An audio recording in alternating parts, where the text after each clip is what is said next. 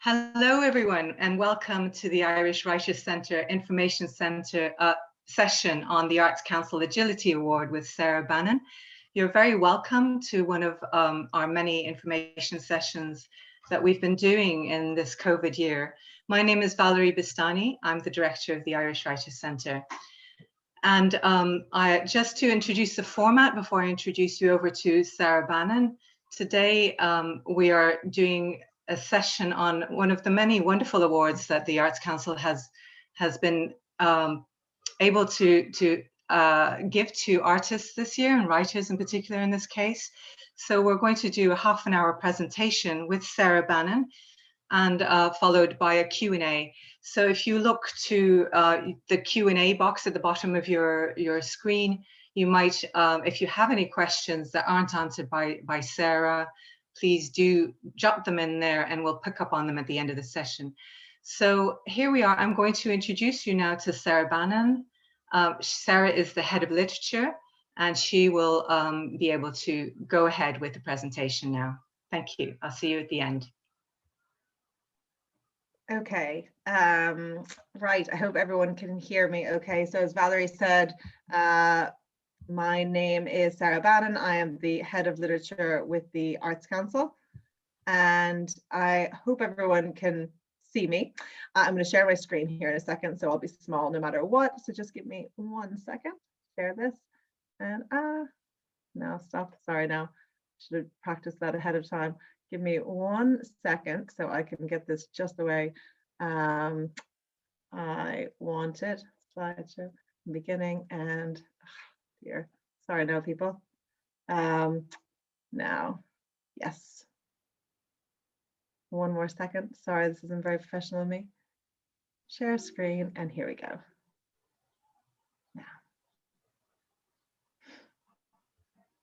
So, good afternoon. My name is Sarah Bannon. I am the head of literature here at the Arts Council, or here in my house, which is serving as the Arts Council for the last year now.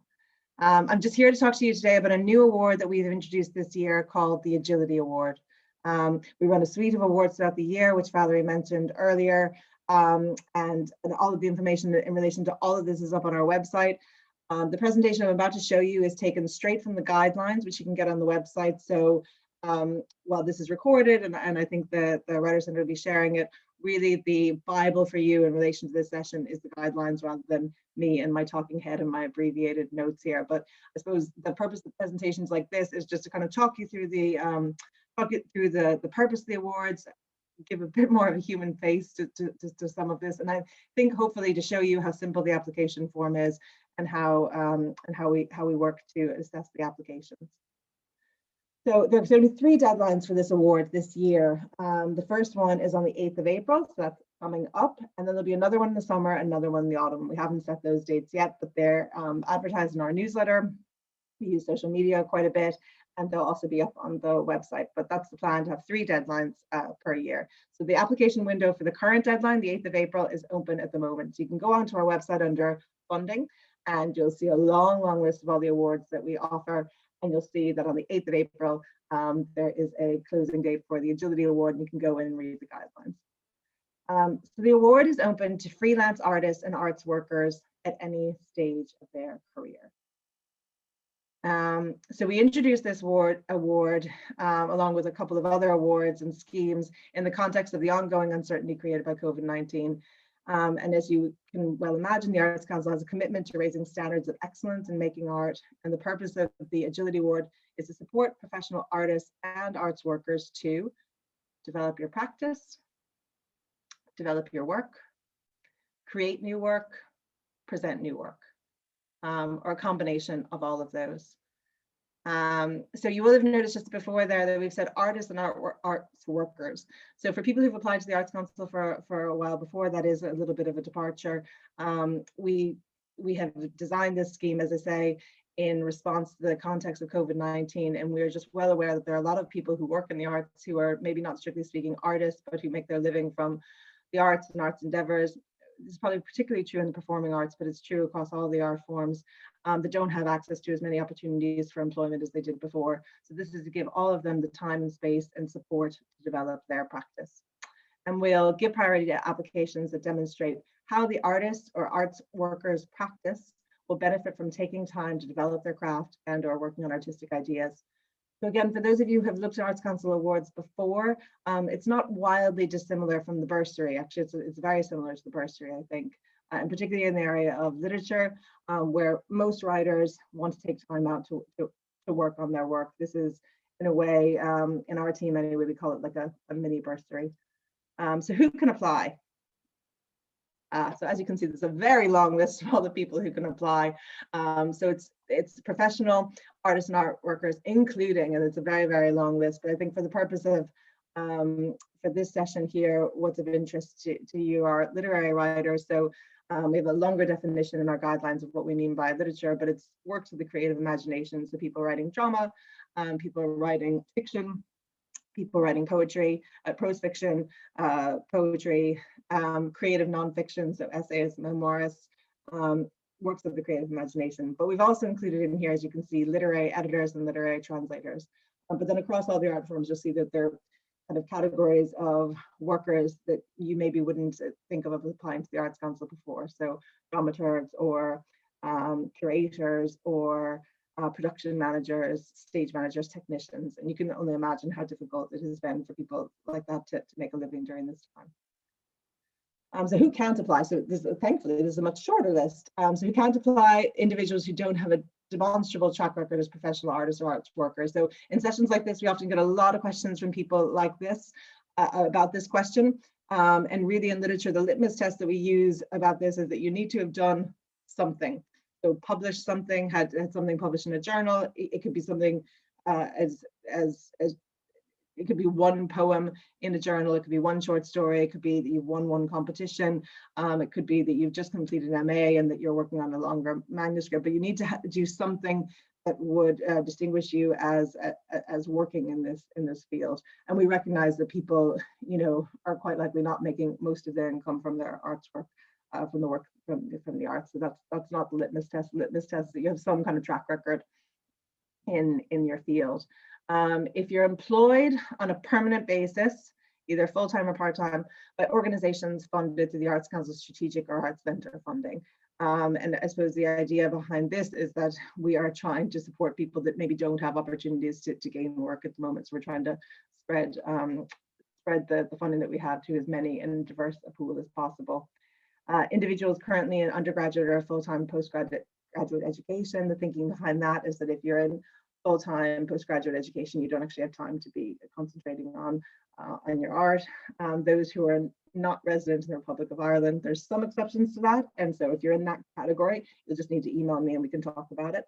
And then organizations. So this is an award just for individuals. So we're open to proposals for activities that will enhance and support the development of artists and art workers at this time. So you might apply to spend time working on your art practice, develop a new work for presentation or performance, spend time researching, thinking, developing new skills, working with a mentor, collaborating. In general, what I would imagine, this is usually experience with the Bursary Award, while the list for things that one can apply for in this award and the Bursary Award is very, very long. In the main, if we receive 200 applications for a bursary or something like that, 99% of them are from writers who want to take time to write. So they need to take time out of their usual lives. They need to maybe not pick up freelance work for a period of time. They maybe need support for childcare costs so they can actually get some work done when their children aren't there. All of those kinds of costs, just really space and time so you can work on your art. So, and this is, the list goes on of all the different things that you could apply for. You could apply for something in collaboration with someone else. Maybe there's a short course that you want to take. Some people in this session may be familiar with an award that we ran last year called the Professional Development Award. And that was replacing an award that we had previously, the Travel and Training Award, which was for international travel and training abroad, which for obvious reasons we didn't run. We didn't run for most of last year, but we replaced it with a Professional Development and Training Award, which was really just about providing opportunities for people to, sorry to use a horrible term, but to upskill or to develop new skills or to take a course or to work with a mentor. You can use the funding to purchase a limited amount of equipment and materials. It's noted that this can't be more than 50% of the value of the overall request, or spend time undertaking a combination of all the activities. So, maybe there's a piece of software that you need, plus you just want to take time. But in the main, what people apply for is time and space. So someone has raised her hand. So Valerie, do you want to take that question as we go, or do you want to keep going?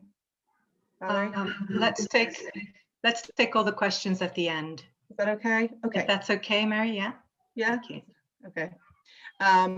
Yeah, and I see a question there. Okay, great. Okay, I'll keep going. So what can't you apply for? You can't apply for activities that don't meet the purpose of this award. So I'd like to think of an example of that, but I kind of can't. But yeah, I can't. Costs associated with international travel, for obvious reasons.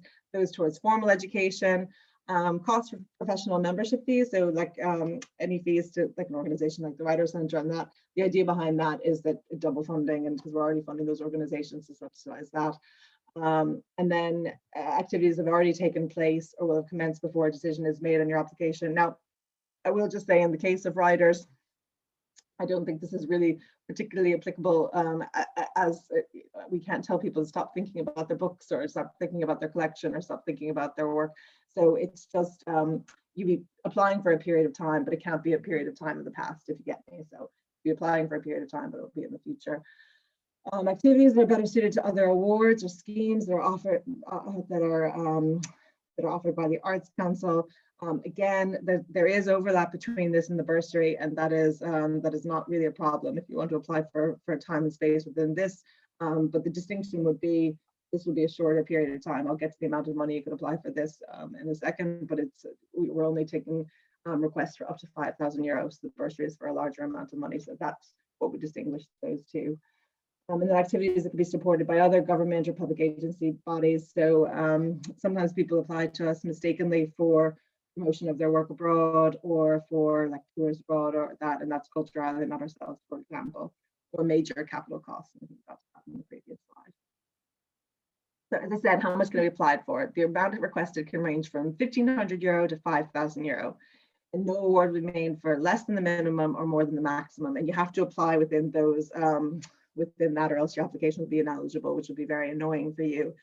This is the first time we've had an award with a lower limit. I think when we ran the Professional Development Award last year, there were a number of requests for like under €100. So we just thought, actually, people, let's apply for slightly more than that. And they were very good applications and good ideas, but we want people to be maybe a little bit more ambitious with their time, considering how much work goes into making an application as well. I'm going to take you through now what the application form looks like, just to kind of take the mystery out of this. So the application form itself is only 10 pages long, and the first 5 pages, as I've said to people, is kind of like the Arts Council clearing its throat. So it's just a lot of information about the award itself, saying that you can't apply for things that are in contradiction with public health guidance, and then a number of questions just about you, and then some optional questions about you and your gender and your ethnicity, and those are all in relation to our EHRD policy, and they're optional questions, but they're helping us gather better information about the people who are applying for our awards and the people who are supporting. But then you get into the meat of the application, so there's only 5 pages left, and I hope you'll see through this that the form itself is pretty simple. So the first question is, tell us about yourself. You just describe your work as an artist. You might talk about the work you do, who's influenced you, etc. Give examples of recent work that you feel represents you. Might be, I'm an emerging writer. I have 1 novel published. I was published by so and so and so and so. Might say that. And then a summary of your proposal in no more than 3 short bullet points. What you want to do and why. So you might say, as said above, you're this emerging novelist, and so you might want to take time out you might want to pay childcare costs for a period of time to work on your next novel. You're 20,000 words in, and you need like a fixed period of time to get you up to the halfway mark. Maybe you want to work with a mentor, you might say that there, or you want to get to a stage where you're able to send it to your agent or to your editor. So it could be 3 points, and a lot of times those are simple as I need to take time from freelance work, or like I need to not take up freelance work so I can concentrate on this for a fixed period of time, or I want to take a course. Very, very simple. Then in more detail, you go on about that. So then you might talk about, like, you know, the artistic work that it is you're working on. So like, what's the book about, and or what are the poems like, if you play some of the poems already, and what are you kind of aiming towards with this collection? What would this money enable you to do? And it says, don't assume that Arts Council assessors will be familiar with your work. So again, it's just like a chance for you to kind of sell yourself, for lack of a better word, but just to talk about your practice and really why you need a grant. And it doesn't, you don't have to go into kind of private detail about your own financial situation. These are not means tested. These are just about the artistic idea and us supporting artists to bring their ideas to life. And then key activities with your proposal. So these forms are meant to go across a whole range of art forms, or they're not meant to, they do go across a whole range of art forms. And so things like this, you can imagine this might be a little bit more applicable to some other art forms than literature. So in literature, the key activity may simply be time to work on novel or time to work on collection, and the start date will have, the closing date for this is in April. We hope to have decisions people by the end of May. So you might just say from June 2021 to, you know, July 2021, or from July, that's what you want to do. And then if there's anyone involved in your proposal, and this you might be able to leave this blank, or maybe there are people you're involved with, maybe you want to work with a mentor, maybe you're working with a collaborator, maybe you're doing a project with like another art form, and so you would just name those people and you would say why they're involved, but this might be blank as well. And then the income and expenditure. So this makes people like really nervous, but it shouldn't really. Again, as I said, the scale of these grants, well, I mean, I think €5,000 is a lot of money to anybody. At the same time, the level of detail you need to go into this, it may simply be your living cost for that period of time, maybe some childcare costs, maybe there is a piece of equipment you want to buy, maybe you're working with another artist and you need to pay them a fee. It would just be those things linked with it. And then the next page will have your income, which is just there, and you may have no income against the proposal, and that's absolutely fine. And then the difference between the two is how much you're looking for the Arts Council. So you may have costs that amount to €5,000, and you may be looking for €5,000 from the Arts Council. That's the form. That's the form itself. And then you'll be moving on to the supporting material. So the supporting material for this is pretty limited. It's a little bit different from the bursary. If you've applied for bursaries before, you're going to put in a CV or a biography of yourself, the applicant, and between 1 and 3 examples, samples, or evidence of the applicant's work. So in the case of a writer, a writing sample. Now, it's distinct from the bursary. This doesn't necessarily have to be a work in progress. It can be something that's published already, so a piece that you're really, really proud of, or that relates to the proposal in some way. But it's just evidence that you are indeed the thing that you say you are, and it gives us a sense of the kind of writer that you are. And then if anyone else is involved in your proposal, which they may or may not be, CVs or brief biographies of those people. And then if you're working with other partners, you need to put in copies of emails of support from them as well. So the first 2 are absolutely mandatory, and then the bottom 2 are only necessary if you, they're only necessary if they apply to your proposal. So then there are some common mistakes for eligibility, which I will just let you know about. So the first one and the biggest one is missing the deadline and leaving it too late. So our system has come under a lot of pressure during this pandemic. I think last year we processed over double the number of applications that we processed the previous year, and we still have the same ICT infrastructure. And in general, I think 95% of people apply for or make their applications to the Arts Council on the day of the deadline, which means that like all the questions or any technical difficulties or all of those things get snared up in that one day. So if I were you, I would pretend like the deadline is actually the 1st of April rather than the 8th of April, and just work towards that deadline. And in that case, if anything goes terribly wrong, you have plenty of time to correct it ahead of time, and you get your application in beforehand. Years ago, we used to take hard copy applications, and people would always come into the office after the deadline, after 5:30, like begging us to take the forms. And that was like heart-wrenching, because like it's very yeah, it's terrible to see people who need the support so much and put so much work into the applications.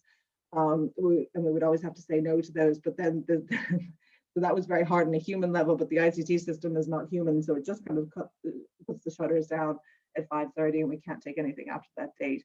And you'll appreciate that if we take something at like the closing date is 5:30, if we take something at 5:35, then you have to take something at 5:45, and then you have to take and on and on and on. So we have a hard line on it. So anyway, I think I've said enough about leaving it too late. It's just that we get emails from people, and it is really hard for people who have put so much work into this to be let down by that. Not uploading the supporting material.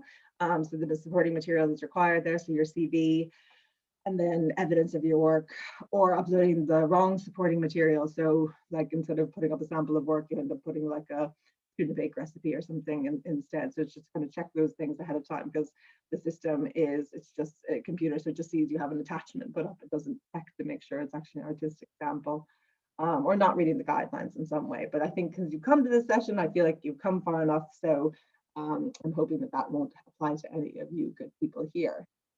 So the criteria, so all the applications come into us. We make sure that they're in by the date, and then we do an eligibility check to make sure that the supporting material is there, that the application form is there. Yeah, that's all done. And then they go to an assessment process. So in literature, we have two advisors who work with us on a regular basis. In the English language, literature, it's Declan Hughes, and in Irish language literature, it is Peter Sir.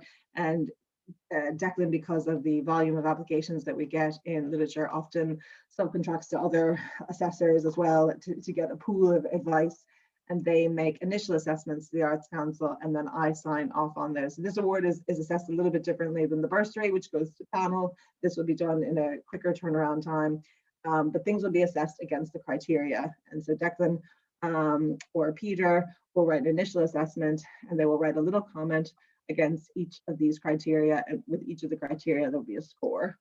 So the criteria are artistic merit, and that will be evidenced by what you say in your application, but then also the work in progress that you have, or not a work in progress, sorry, the sample of your work that you have submitted, and then what's evidenced in your CV, so the artistic merit there. Secondly, how the proposal meets the objectives and priorities of the award. I would think that in the vast majority of cases, people will be able to meet that, and that you'll be able to show that this can develop your practice. If you're taking a course or something, you need to make sure that, like, if you want to apply for a course, the course needs to relate to your artistic practice rather than, I don't know, like a driver's ed course or something, unless you're writing a book about driving, I don't know.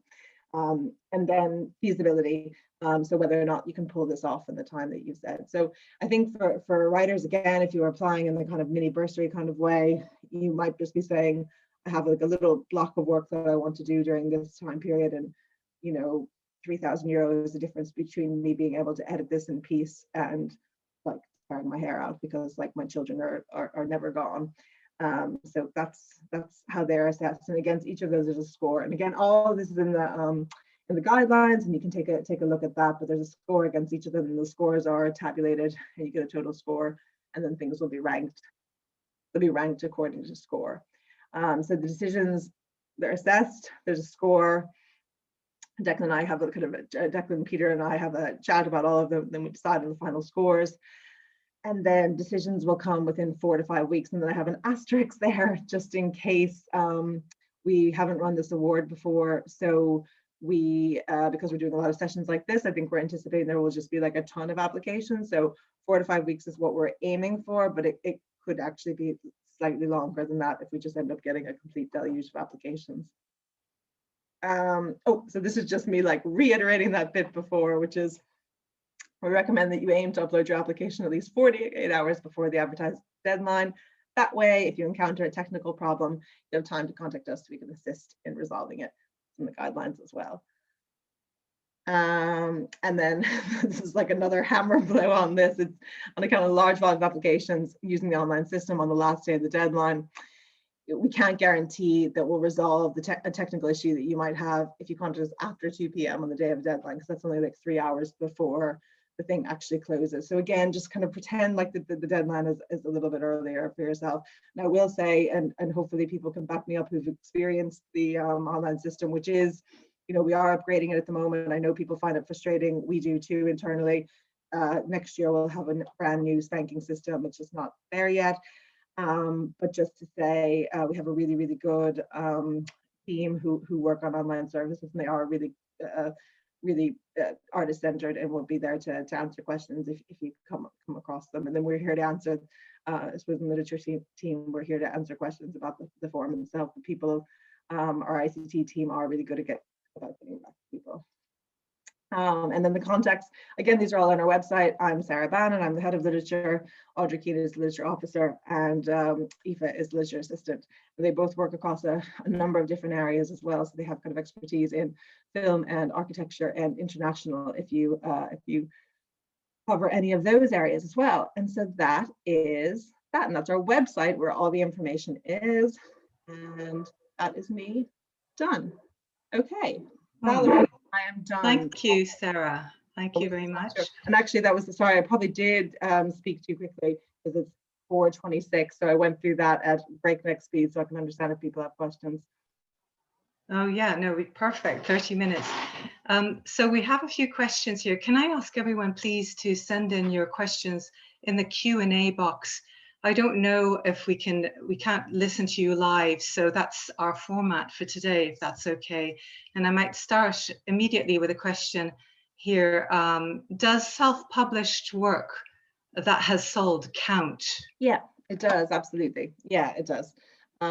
We typically don't support the cost of publishing work because but that's actually, we haven't stipulated that in this award, and so I even think within this award, if some of your costs went towards that, that would be okay. But yeah, certainly as a track record, I think increasingly that's becoming a way that people get their work out there. So yes. Okay, people are putting it in the chat, and I'm going to ask them to do it in the Q&A, but I'll come to the people who don't retype it. I'll get to you. So I'm going to go through the Q&A first. Roughly how many applications in the literature sector are you expecting, and roughly how many do you think will get funded? And I know this is a new award, so. Yeah, so I don't know. For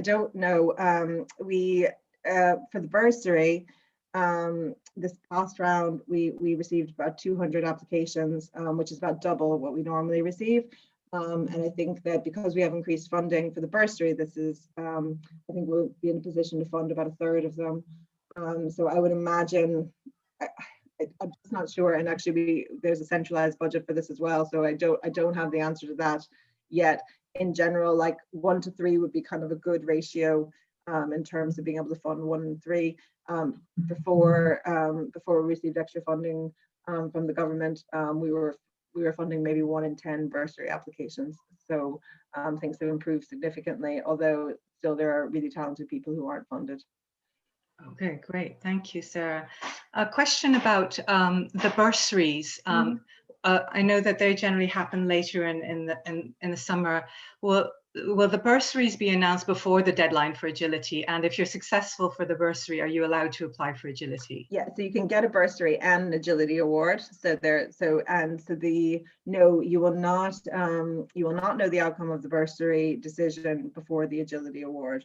Now I will say there'll be 3, like if you wanted to wait, there'll be another Agility award in the summer and you'll definitely know by then. But I think we're not looking at the bursary, we're still in assessment of the bursaries.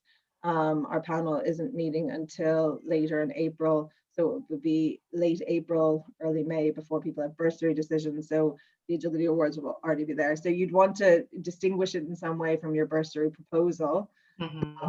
So that's part of the reason why we have the 3 deadlines this year, is to kind of enable people to do that.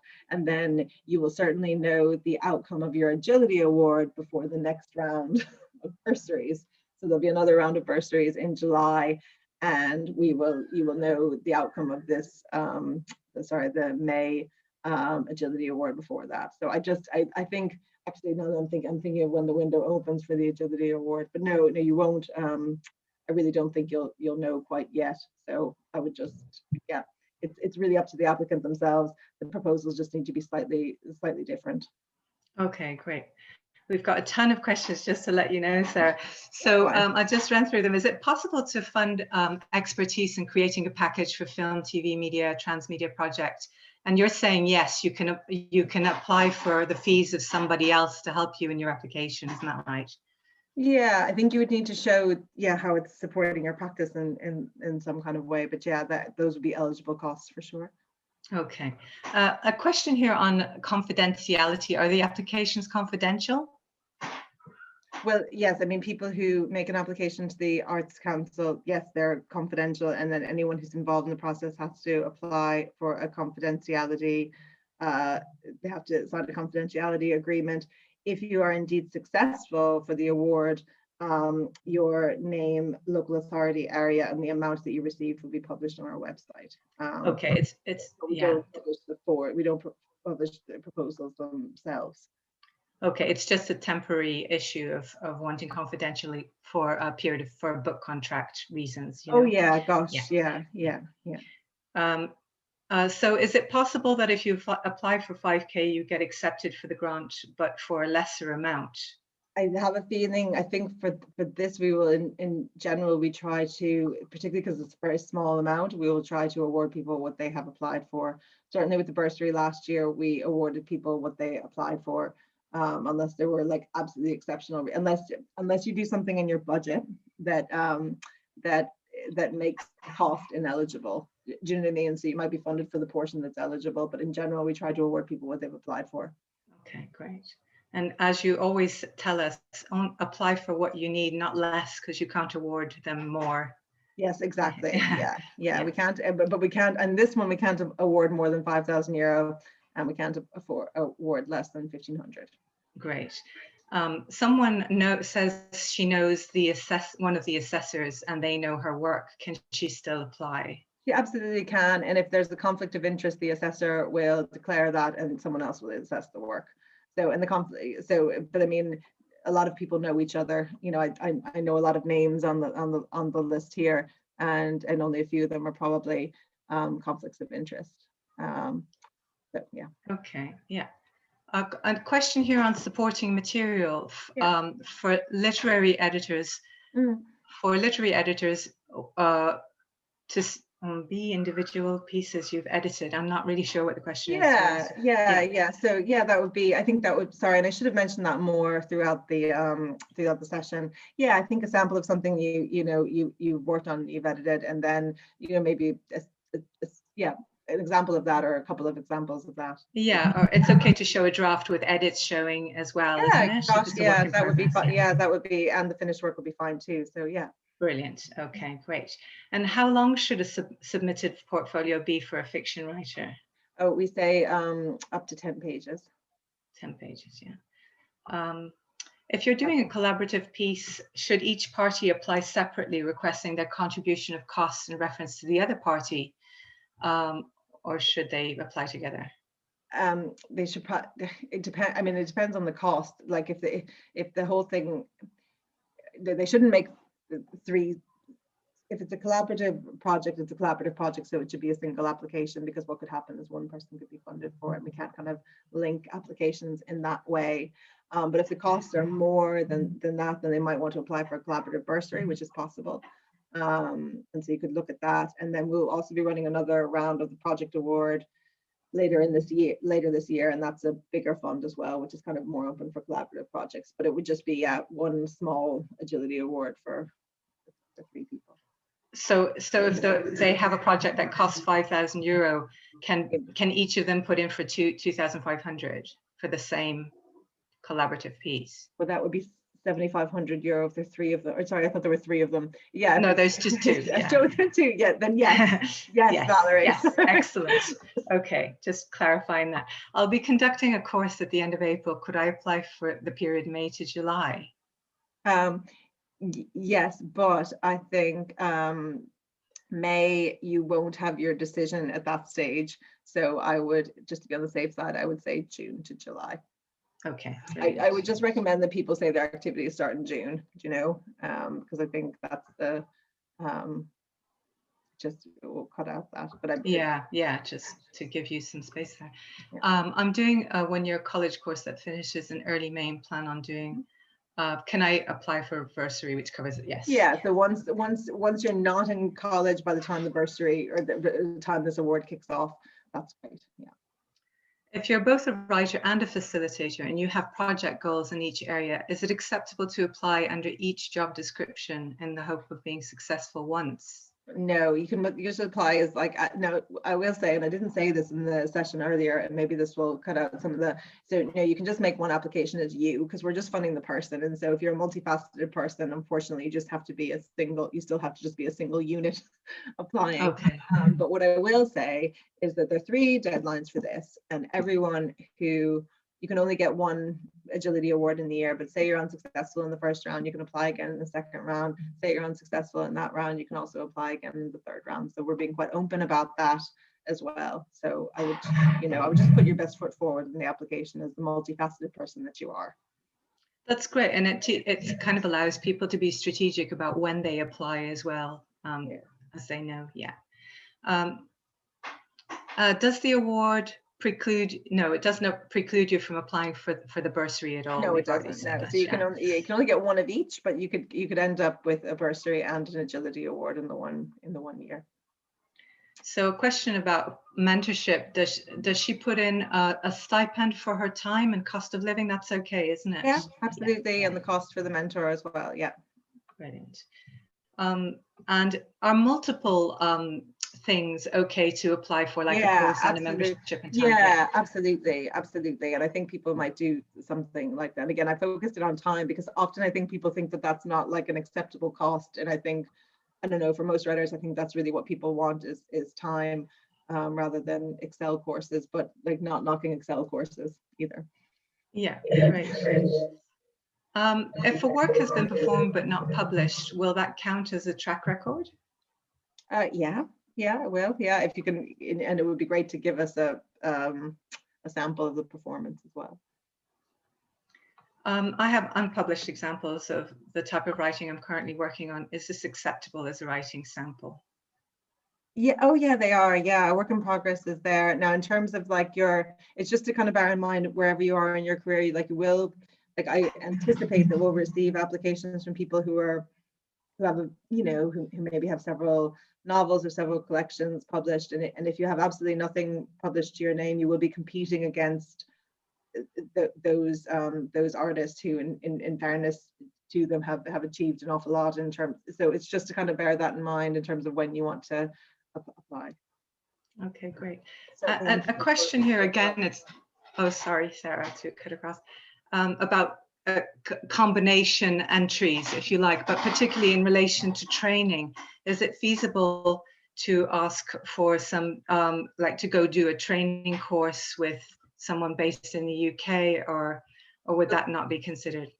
So long as it can be, but you just have to be showing you're going to be following public health guidelines. So I mean, we won't be supporting applications. It was the same last year with professional development. We won't be supporting people to get on a flight and go and do that. But if something is offered virtually, then absolutely. Okay, awesome presentation is a feedback for you. Could you elaborate on the lane described as developing an idea in collaboration with a potential producer? In particular, I'm working with a non-profit based in Ireland with satellite offices all throughout Ireland and Northern Ireland. Mm-hmm.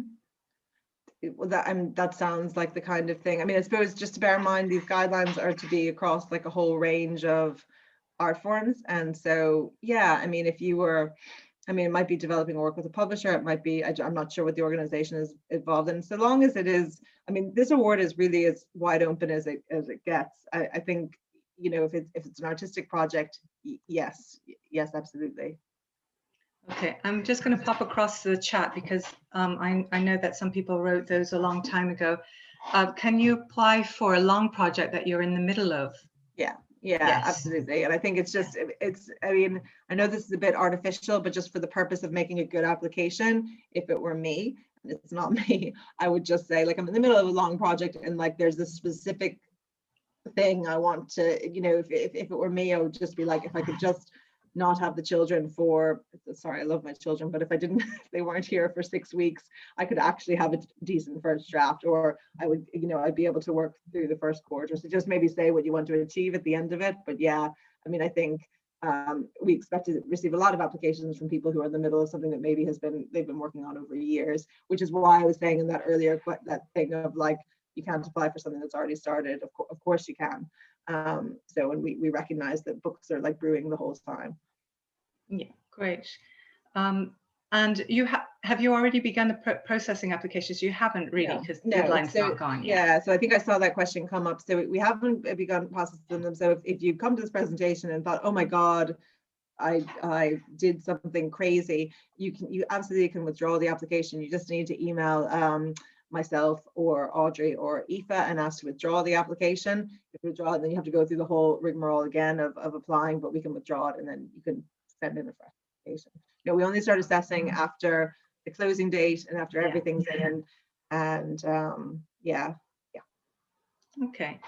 My writing background is a theatre writer performer, but due to the pandemic and lack of live performance, I've moved into literature for my writing. Will you accept playwriting credits towards this to provide eligibility for this award? Absolutely, absolutely. And I think like this, well, internally the award, like the agility, I know this is being recorded, but I think no one's clear who's agile in this award, but in my head, I think it's about enabling artists to be agile and like, so be like a change of, and it's better than calling it the pivot award. So no, absolutely. And even the last, we get those for bursaries sometimes too, and I think for this award too, because it isn't a huge amount of money in the scheme of things. So I think it is a chance for people to test there. So it would be great to put in a sample of the thing, like you said, it's great to say that you're as the letter writer in says they're moving into fiction, but I think to show some evidence the fiction that you're writing would be helpful for the assessment of the application. But in terms of eligibility, absolutely, you're a practicing artist. Okay, great. Somebody's asking about, can you apply for all 3 of them? Presumably that depends on, they can only be awarded one agility award. One, but you can apply 3 times. Yeah. So it's just, you can only be, and I mean, I'd be surprised if someone was awarded one and then tried to apply again. But yeah, so if you're unsuccessful the first time, you can apply again. If you're unsuccessful the second time, you can apply. So it's different than maybe other awards in that respect. Again, we're just trying to keep it as open as possible and try to not limit opportunities available to people.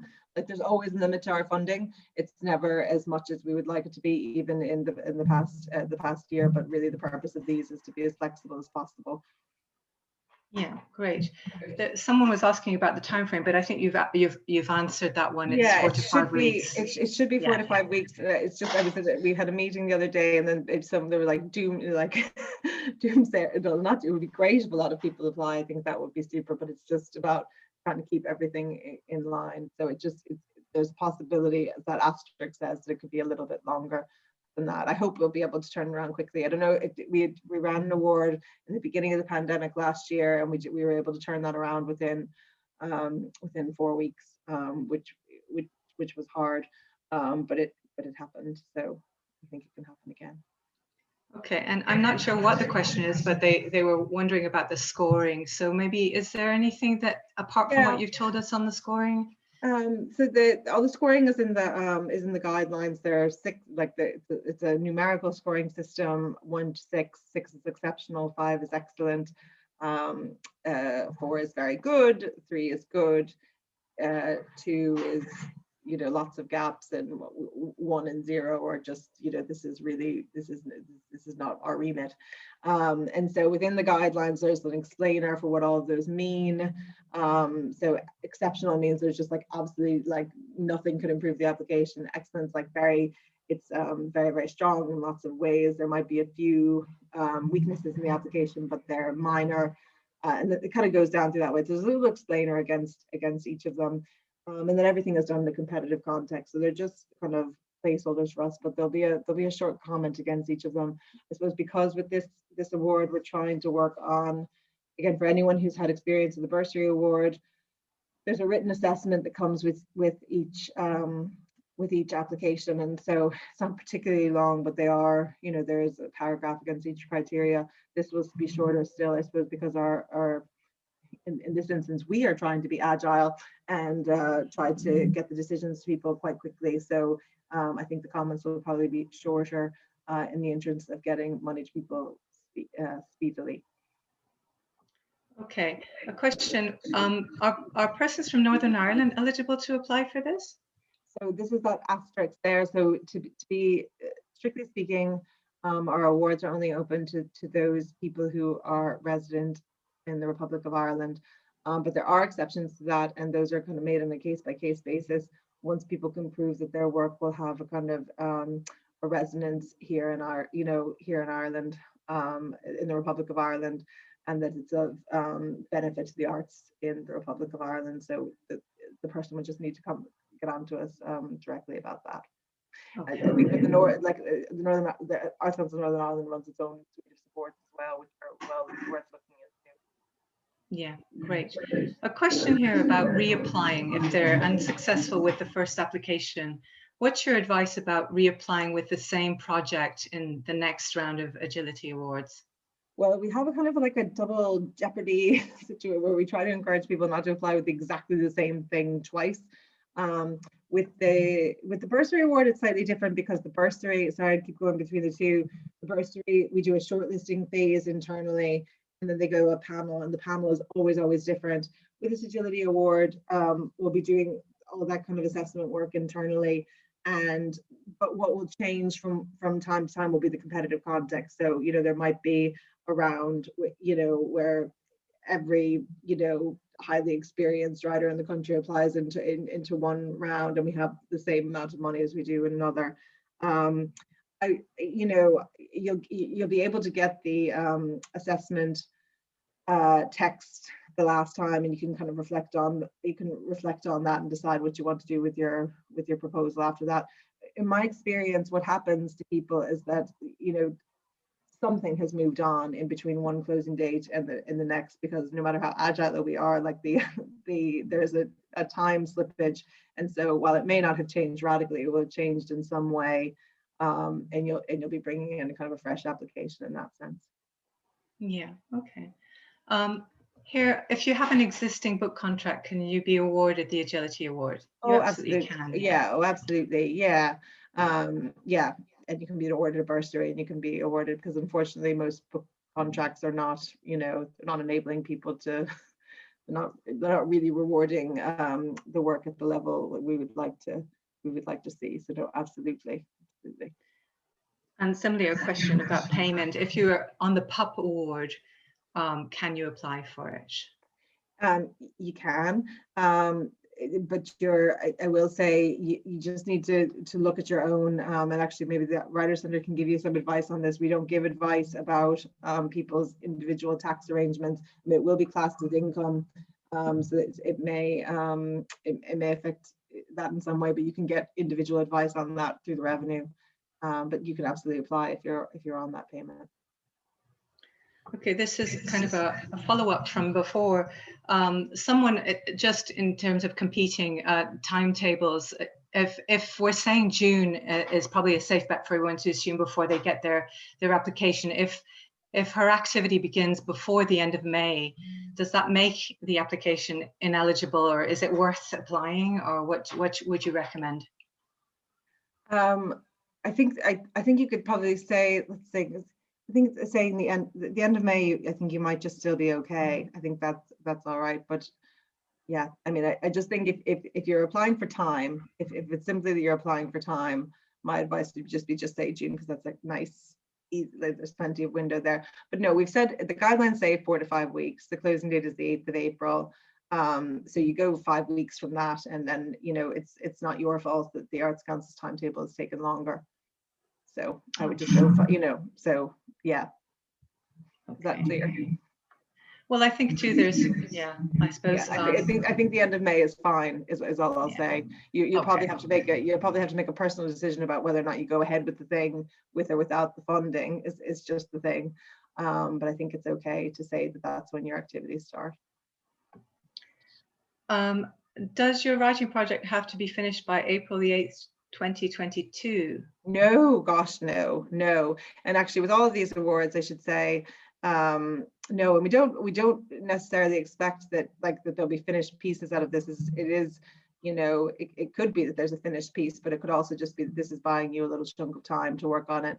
When you receive funding from the Arts Council, you can draw down in 2 installments. The first, you can get, I think, up to it's 80 or 90% now with this award, might be 90 with this award, and then 10% with the final. And with this final installment, you have to complete a report form, which is really more for our internal uses to give us a sense of how well these awards are serving the needs of artists. But we certainly don't look for finished books or anything like that. It's not a project-based award. It is based on your, it's based on your time and giving you time and space. And things change. You may have felt that it was, that you needed it absolutely for this purpose. If things change radically, it's great to let us know. But we're not. This is really about investing in individuals. Okay, great. There's somebody asking a question about applying on the basis of a course. Can it be used for educational purposes? Not for formal postgraduate or undergraduate education, but if it were a course, if it were a short course, or if it were something like that could work. It just might depend on what it is, but not for formal education. Right. Okay. Something that more professional development type thing. Is that it? Exactly. Okay. So a question here about, again, reusing the same material for subsequent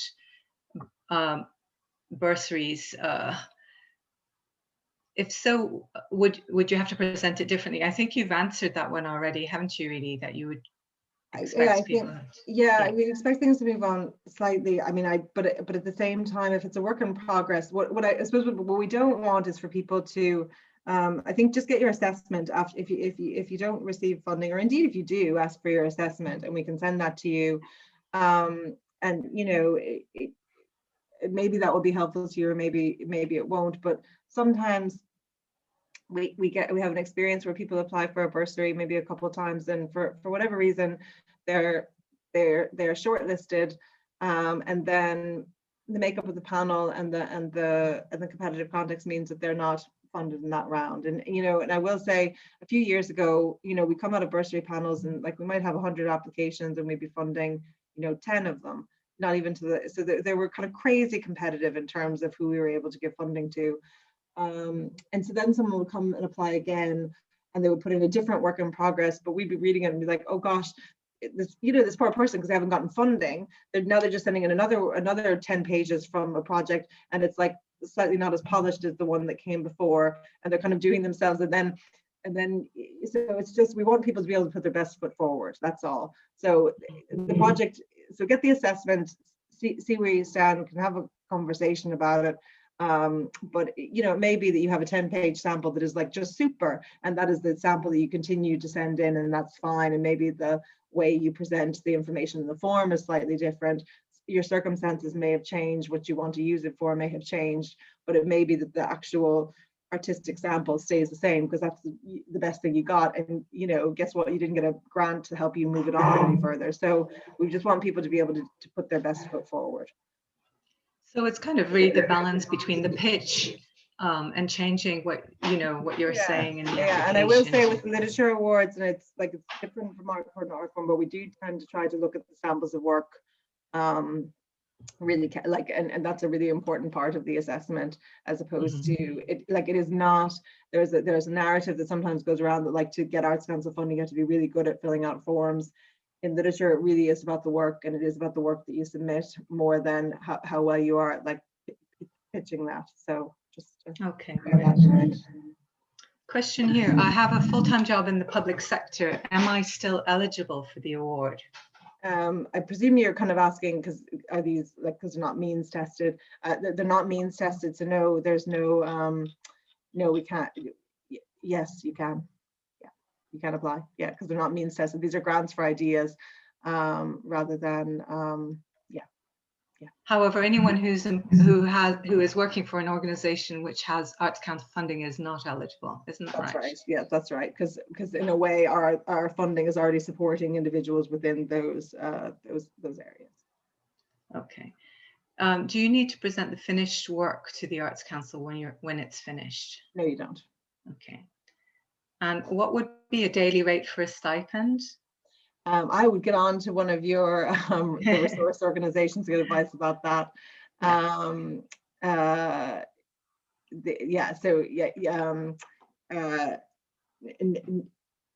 Sorry, we don't give advice about that to individuals because we don't kind of set rates of pay.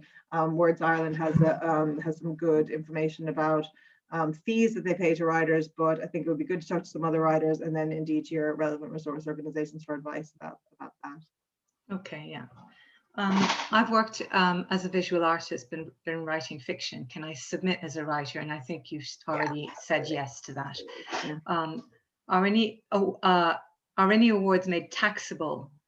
I'm guessing they are. So it depends on whether or not, again, these are your individual tax affairs.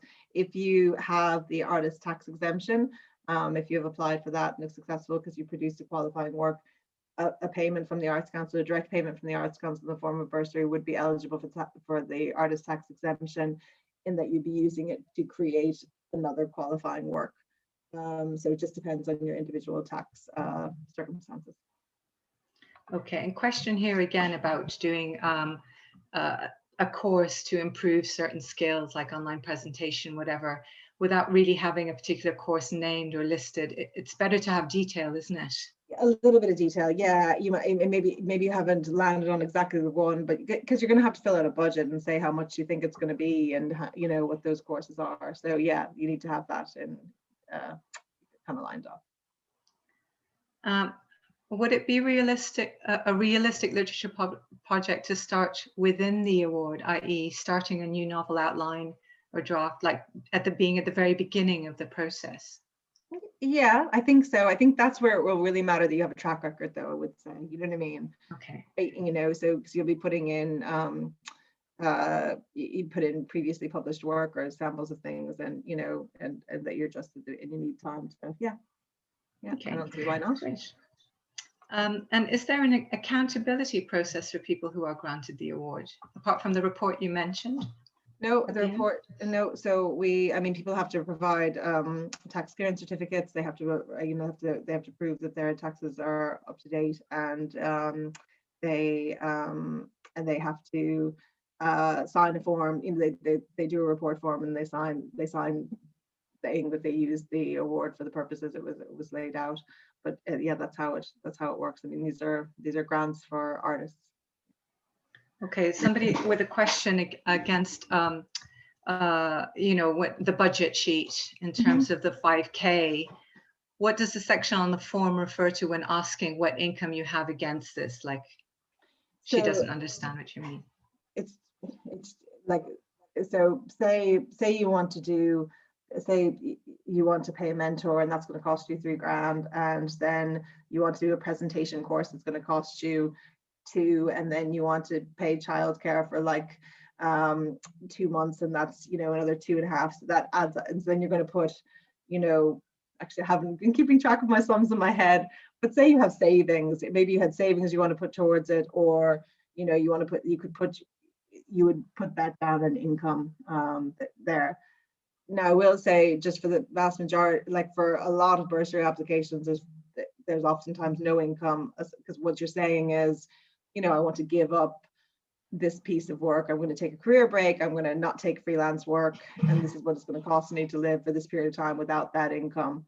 But maybe you want to put savings towards it. Maybe $2,000 saved, and you're going to put that against the cost of it, and then it all balances out to look for €5,000 from the Arts Council. That's all. So, but your income towards it might be zero. You might be putting nothing towards it. Well, it's very separate. It's a standard again, when we have our new ICT system, I'm sure this will be much clearer, but it's just a standard form that we use across all the, that budget template is one that just goes straight into our ICT system here, and it's used across all the awards, including like projects, which you can imagine are like very detailed in terms of the kinds of financial information we need, whereas I think for this award and the bursary award, particularly in literature, it's generally costs, and a lot of times those are living costs, and no income. Okay, just a few questions left because it's bang on 5 o'clock now. Childcare costs, do you need to provide some sort of invoice or proof of cost? No. No, I mean, nothing would shock me now about the cost of childcare. So no, absolutely. And it's a really legitimate cost, childcare, and I hope people, know that. Because it does, not having childcare stops people from working. So no, you don't need to provide proof of that. Okay. Government C scheme, can you apply if you're on one? Yeah. Yes, you can. And a freelancer who's worked on occasion with Arts Council funded organizations, but without contracts, it's casual, that'll be fine. Yeah, absolutely, that's fine. Yeah, that's absolutely fine. Great. I think that we're going to wrap up the questions now, and just loads of questions, but lots of great information.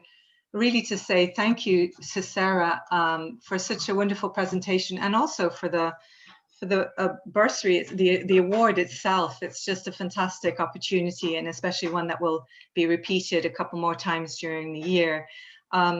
Just to say to everyone that the notes will be made available to you, and we are recording this session, so do look on our YouTube channel, and you'll see some other information sessions there that we've done before on how to write an application, do's and don'ts, how to apply for projects, and also how to submit to magazines and publications. So some really useful information sessions already on our website there. If you're not a member, consider becoming a member. If you haven't subscribed for our newsletter, that's free. So we'd really encourage you to become part of the community of the Irish Writers Centre if you're not already. And to let you know that we have current opportunities as well in the Irish language at the moment. We've got 2 Irish language writers in their residence, opportunities closing on Wednesday, March the 24th, and 12 small bursaries for Irish language writers as well. And the deadline for that is March the 25th. So do look out for those. And so thank you, especially to Sarah, a really warm welcome. Thank you. And can I just say one thing? I just saw one query that we just didn't get to, Valerie, in the Q&A, which is just about disability support. So just to say, and I thought I tried to do something.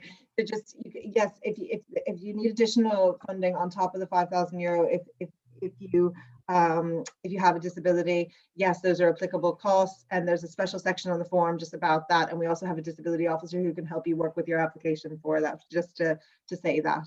Okay, that was all. That's brilliant. And thank you. Someone said, thank you for humanizing the whole process. And I think that's a great way to end things. They are sometimes a bit mystical, these application processes, but really have the guidelines with you and be clear. And yeah, and then we're here to, and then as you get into it, we're here to answer questions if you want to get on to myself or Audrey or Aoife. And then, yeah, do ask for the assessment of your application, if you're not successful, or indeed if you are. So yeah, thanks everybody for coming. I appreciate it. Thank you, everyone. And we'll see you the next time. Good luck with your applications. Bye.